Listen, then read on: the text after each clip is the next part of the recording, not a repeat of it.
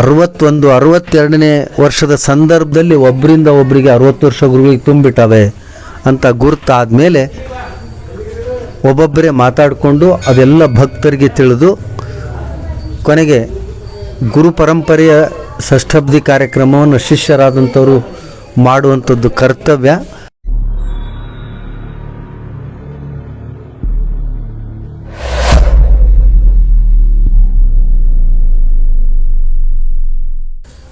ಈ ಗ್ರಾಮದಲ್ಲಿ ಶಿವಾಲಿ ಬಸವೇಶ್ವರ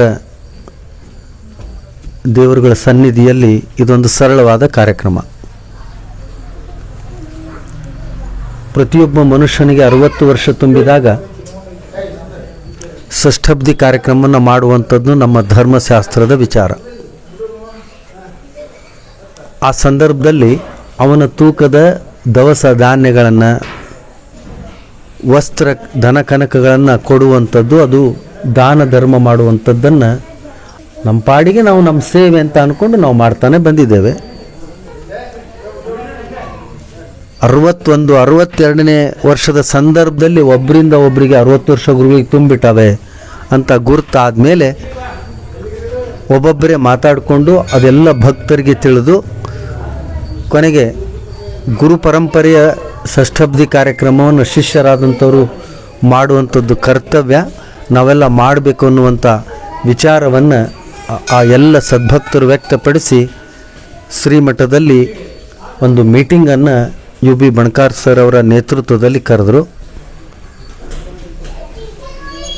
ನೊಣವಿನಕೆರೆಯ ಕಾಡಸಿದ್ದೇಶ್ವರ ಮಠದ ಪರಮ ಪೂಜ್ಯರು ಇದನ್ನು ಶಿಷ್ಯರಾದಂಥವರು ಮಾಡಬೇಕು, ಇದು ನಿಮ್ಮೆಲ್ಲರ ಕರ್ತವ್ಯ ಅಂತ ನೆನಪಿಸಿ ಅವರೇ ಸ್ವಯಂ ಒಂದು 2 ಮೀಟಿಂಗಿನಲ್ಲೂ ಪಾಲ್ಗೊಂಡರು. ಇದಕ್ಕೆ ಚಾಲನೆ ಪ್ರಾರಂಭವಾಯಿತು. ಗುರು ಪರಂಪರೆಯ ಷಷ್ಠಬ್ದಿ ಕಾರ್ಯಕ್ರಮವನ್ನು ಸರಳವಾಗಿ ಮಾಡಿರಿ ಅನ್ನುವಂಥದ್ದು ನಮ್ಮ ಬಯಕೆಯಾಗಿತ್ತು. ಆದರೆ ಭಕ್ತರ ಅಪೇಕ್ಷೆ ಇದನ್ನು ಅದ್ಧೂರಿಯಾಗಿ ಮಾಡಬೇಕು ಅನ್ನುವಂಥದ್ದು. ಕೊನೆಗೆ ಅಲ್ಲಿ ನಾಣ್ಯಗಳ ತುಲಾಭಾರ ಮಾಡಬೇಕು ಅನ್ನುವಂಥ ವಿಚಾರವನ್ನು ವ್ಯಕ್ತಪಡಿಸಿ ನಾಣ್ಯಗಳ ತುಲಾಭಾರವನ್ನು ಪ್ರಾರಂಭ ಮಾಡಿದರು. ಈ ನಾಣ್ಯಗಳ ತುಲಾಭಾರವನ್ನು ಮಾಡಿದ ಮೇಲೆ ಅದನ್ನು ದಾನ ಧರ್ಮ ಮಾಡಬೇಕು ಅಂತಿರ್ತದೆ. ನಾವು ಯಾರಿಗೆ ದಾನ ಧರ್ಮ ಮಾಡಬೇಕು? ಮಠಗಳಿಗೆ ಸಾಮಾನ್ಯವಾಗಿ ದಾನ ಧರ್ಮ ಮಾಡ್ತಾರೆ, ನಾವು ಯಾರಿಗೆ ಮಾಡಬೇಕು? ಈ ವಿಚಾರ ಬಂದಾಗ ಕೊನೆಗೆ ನಾವೇ ಅವರಿಗೆ ಒಂದು ಸಲಹೆ ಕೊಟ್ವಿ. ಸಮಾಜದಿಂದ ಸಮಾಜದಿಂದ ಸಂದಾಯವಾದಂಥ ಹಣ ಅದು ಸಮಾಜಕ್ಕೇ ಮೀಸಲಾಗಬೇಕು, ಅದು ಸಮಾಜದ ಸೇವೆಗೆ ಅದು ಉಪಯುಕ್ತವಾಗಬೇಕು ಅನ್ನುವಂಥ ವಿಚಾರವನ್ನು ಹೇಳಿ ಒಂದು ಉಚಿತವಾದ ಆಸ್ಪತ್ರೆಯನ್ನು ನೀವು ಕಟ್ಟಬೇಕು, ಉಚಿತವಾದ ಆಸ್ಪತ್ರೆಯ ನಿರ್ಮಾಣ ನೀವು ಮಾಡಬೇಕು. ಹಾಗಾದರೆ ಈ ಕಾರ್ಯಕ್ರಮವನ್ನು ನೀವು ಅದ್ಧೂರಿಯಾಗಿ ಹಮ್ಮಿಕೊಳ್ರಿ ಅನ್ನುವಂಥ ವಿಚಾರವನ್ನು ನಾವಾದರೂ ವ್ಯಕ್ತಪಡಿಸಿದ್ವಿ.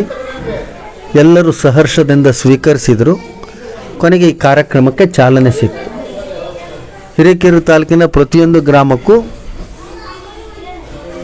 ನಾವು ಆಮಂತ್ರಣ ಕೊಟ್ಟು ಈ ಕಾರ್ಯಕ್ರಮದ ವಿಚಾರಗಳನ್ನು ಹಿರಿಯರಿಂದ ಪ್ರಸ್ತಾಪಿಸಿ ಆಮೇಲೆ ನಾವು ಆಶೀರ್ವಚನೆ ಮಾಡಿ ಪ್ರತಿಯೊಂದು ಗ್ರಾಮದಲ್ಲಿ ಹೋಗ್ತಾ ಇದ್ದೇವೆ. ಸಾತೇನಹಳ್ಳಿಯ ಪ್ರತಿಷ್ಠಾಪನಾ ಕಾರ್ಯಕ್ರಮಕ್ಕೆ ನಾವು ಬಂದಿದ್ವಿ.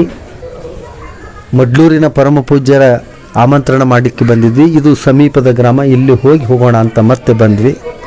ನೀವೆಲ್ಲ ಇಲ್ಲಿ ಶಿವಾಲಿ ಬಸವೇಶ್ವರ ದೇವರ ಸನ್ನಿಧಿಯಲ್ಲಿ ನೀವೆಲ್ಲ ಸೇರಿದ್ದೀರಿ.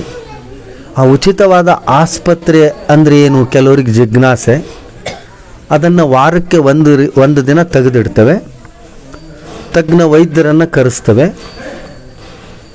ಅಲ್ಲಿ ಎಲ್ಲ ಉಚಿತವಾದ ಟೆಸ್ಟುಗಳ ಮಷಿನ್ನುಗಳ ಮೂಲಕ ಟೆಸ್ಟ್ ರಿಪೋರ್ಟ್ಗಳನ್ನು ಮಾಡಿಸ್ತೇವೆ. Urine test, blood test, sugar test, ಹೃದಯ ತಪಾಸಣೆ, ಈ ಥರದ್ದೆಲ್ಲ ಟೆಸ್ಟ್ಗಳು ಬೇಕಾದಾಗ ಅದನ್ನು ರಿಪೋರ್ಟ್ಗಳನ್ನು ಉಚಿತವಾಗಿ ಮಾಡುವಂಥದ್ದು. ಒಬ್ಬ ತಜ್ಞ ವೈದ್ಯರನ್ನು ಕರೆಸಿ ಆ ರೋಗಕ್ಕೆ ಚಿಕಿತ್ಸೆ ಮಾಡಿಸುವ ಮೂಲಕ ಬಡ ರೋಗಿಗಳಿಗೆ, ಕಷ್ಟದಲ್ಲಿದ್ದವರಿಗೆ ಉಚಿತವಾಗಿ ಮಾಡುವಂಥ ಒಂದು ವಿಶೇಷ ಈ ಕಾರ್ಯಕ್ರಮದ 4 ದಿನಗಳ ಸಂದರ್ಭದಲ್ಲಿ ನೀವೆಲ್ಲ ಪಾಲ್ಗೊಳ್ರಿ. 21ನೇ ತಾರೀಕು ಕೊನೆಯ ದಿನ ಸರಳ ಸಾಮೂಹಿಕ ವಿವಾಹ ಮಹೋತ್ಸವ ಇರ್ತದೆ. ಆ ಸಂದರ್ಭದಲ್ಲಿ ಉಚಿತವಾಗಿ ಸಾಮೂಹಿಕ ಮದುವೆಯನ್ನು ಮಾಡ್ತೇವೆ. ಯಾರಾದರೂ ಇದ್ದರೆ ಆ ಸಾಮೂಹಿಕ ವಿವಾಹ ಮಹೋತ್ಸವದಲ್ಲಿಯೂ ಪಾಲ್ಗೊಳ್ಬೋದು. ಈ ಎಲ್ಲ ಕಾರ್ಯಕ್ರಮಗಳ ರೂಪರೇಷೆಗಳನ್ನು ನಿಮ್ಮ ಮುಂದೆ ತೆರೆದಿಟ್ಟಿದ್ದೇನೆ.